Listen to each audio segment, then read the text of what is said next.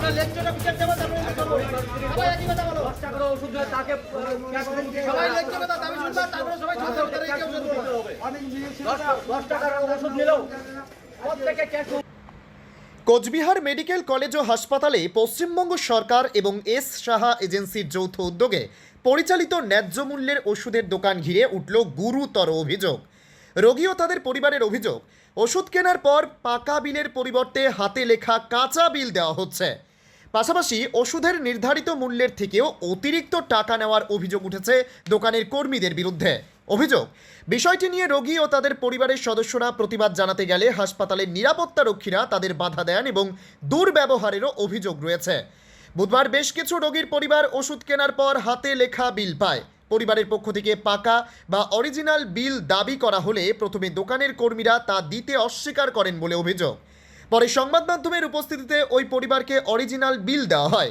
এই ঘটনাকে কেন্দ্র করে হাসপাতাল চত্বরে বচসা ও উত্তেজনার পরিস্থিতি তৈরি হয়।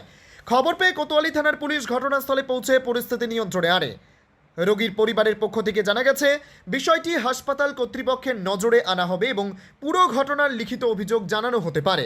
অন্যদিকে অভিযোগের বিষয়ে দোকানের কর্মীদের সঙ্গে কথা বলা হলে তারা হাতে লেখা বিল দেওয়ার বিষয়টি স্বীকার করেন।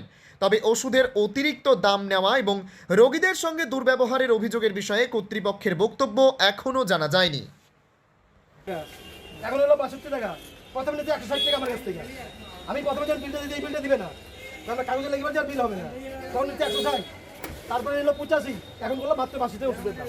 তাহলে ন্যায্য মূল্য করে প্রতি আমাদের বলে 160। এখানে ওষুধ নিয়েছি আমি 85 টাকা, দাম নিচ্ছে 160 টাকা।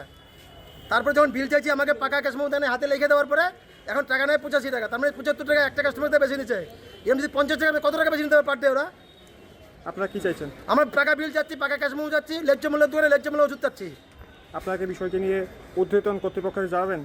হ্যাঁ জানাবো, যারা আছে উপরে মিডিয়া তাদেরকে জানানোর জন্য আমরা এখানে রাখছি সবাইকে। বিষয়টি হ্যাঁ সবাইকে জানাবো। কী বলতে আমি নিজে রুগী অ্যাডমিশন হই নাই, এই যে ওষুধ নিলাম, ওষুধ আমার হাতে ধরে রাখছি।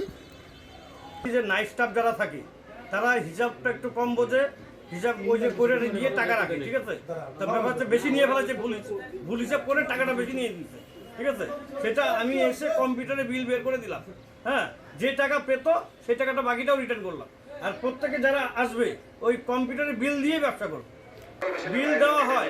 ব্যাপার হচ্ছে কম্পিউটার সবাই জানে না, ওই আমি আর একটা স্টাফ জানে, সেই স্টাফটাও আসে নেই, ঠিক আছে?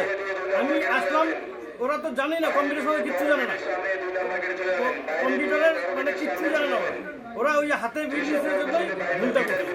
যারা খালি নাইট স্টাফ আছে সে মেডিসিন সম্বন্ধে একটু ওই দাম কি হবে না হবে বোঝে নেই, বেহিসাব করে দাম নিচ্ছে, হ্যাঁ, এই জন্যই গন্ডগোলটা হয়েছে।